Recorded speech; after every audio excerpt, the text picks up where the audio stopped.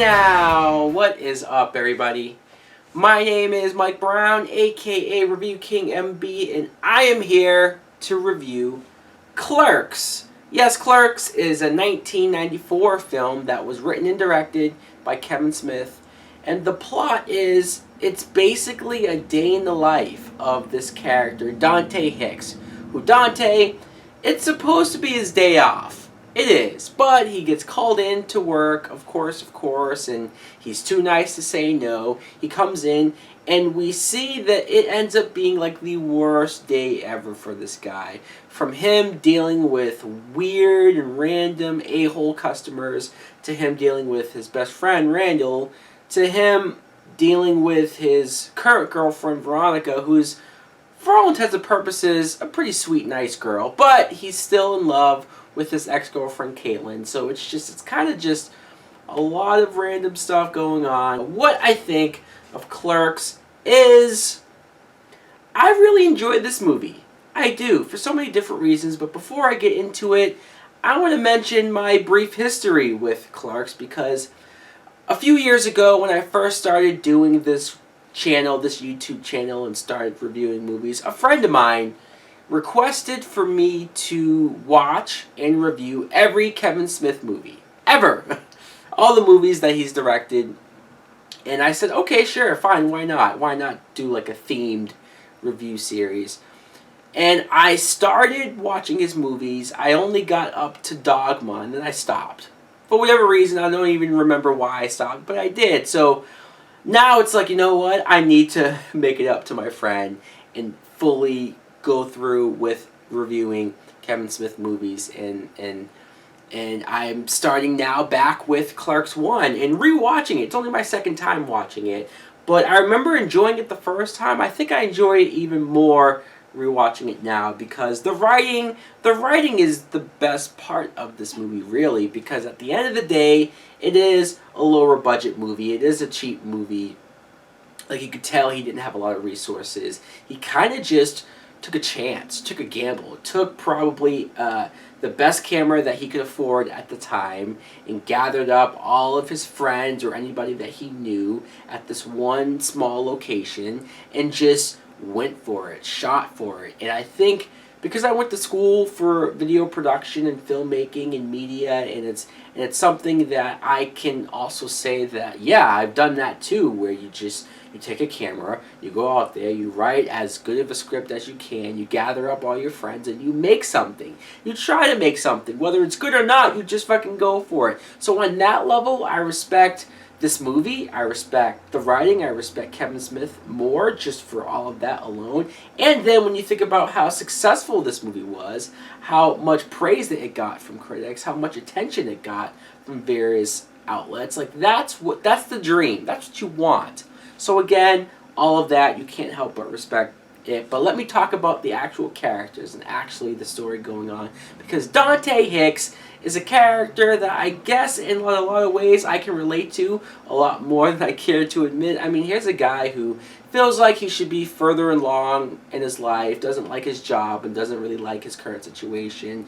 Kind of has the woe is me factor, but who can't relate to that? Who doesn't complain about their current job, or about their current situation, or about their current relationship, or just what their life is? They want more. They want to move ahead, but ultimately, like, you get that one scene where his best friend Randall kind of calls him out and says, look, you blame everybody else but don't take responsibility for yourself, and this and that, and gives him this whole thing, this whole speech, and it's like, well, fuck yeah.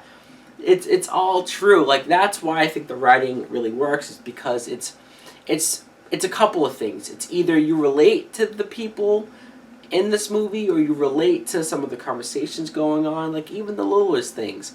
Working in a retail store, in any sense or form, you deal with these crazy customers, or these annoying customers, or these dumb situations where, yeah, sure, it might sound a little over the top or exaggerated watching it in the movie, but if you have worked in a job like this, then you know that it's pretty goddamn accurate watching it. Trust me, it is. And I love Randall, like, the best friend character, because he is so I don't give a fuck about anything. He's supposed to be working at the video store across the street, but he constantly just closes up, locks up, comes across the street to the gas station just to hang out and talk there, and the two of them are just bullshitting and talking. And even the moments, the small random conversation moments where they're talking about like Star Wars, which is better, Empire Strikes Back or Return of the Jedi. I have dumb conversations like that with my friends about random movies. Mind you, Kevin Smith had to be one of the first people to have characters in their movie talk about Star Wars like it's the coolest thing ever. I mean, yeah, Star Wars was big, but when you compare it to now it's cool to be a geek. Kevin Smith, he had characters talking about that back when it probably wasn't so cool to be talking about that. Now let's get to the character of Veronica, who is Dante's current girlfriend, like I said. And Veronica, she's a nice girl. She's a sweet girl. And she does a lot of nice things for Dante. She wants the best for Dante. So it's like, well, what's the issue here? What's the problem? Well, as immature as it might sound, as vain as it might sound, as dumb as it might sound, when he finds out that she has blown 37 guys, she hasn't had sex with all of them, mind you. She's only had sex with 3 guys, but 37 guys, blowing them, it's like, yeah, that might get to me too. That might upset me too.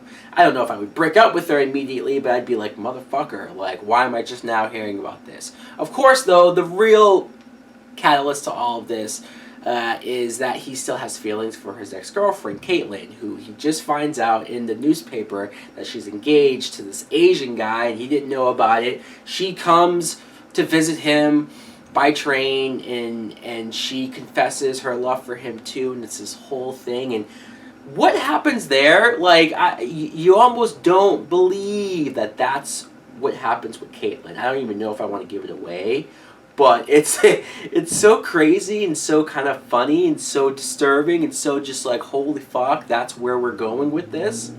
But fuck it, he went for it. Kevin Smith went for it. Why not? But I want to lastly talk about the random characters that are in this movie, sprinkled out in this movie. Jay and Silent Bob, who you almost wonder why are they here, right? You cut to them during the movie, and they're doing a bunch of weird things out on the sidewalk. Jay is obviously selling drugs, but they have their scenes where they're either talking to each other or talking to random people, and if it wasn't funny, then it would detract from the movie. It would be like, what the fuck is going on? But because it is funny, because Jay is so ridiculous with his dialogue and the shit that he's saying and how fast he's talking and just so much crazy stuff that comes out of this guy's mouth, you can't help but say, okay, I could watch a movie with these two characters, just the two of them, which eventually did happen. But I mean, just from here, I'm like, I like these two guys. Silent Bob, he doesn't talk.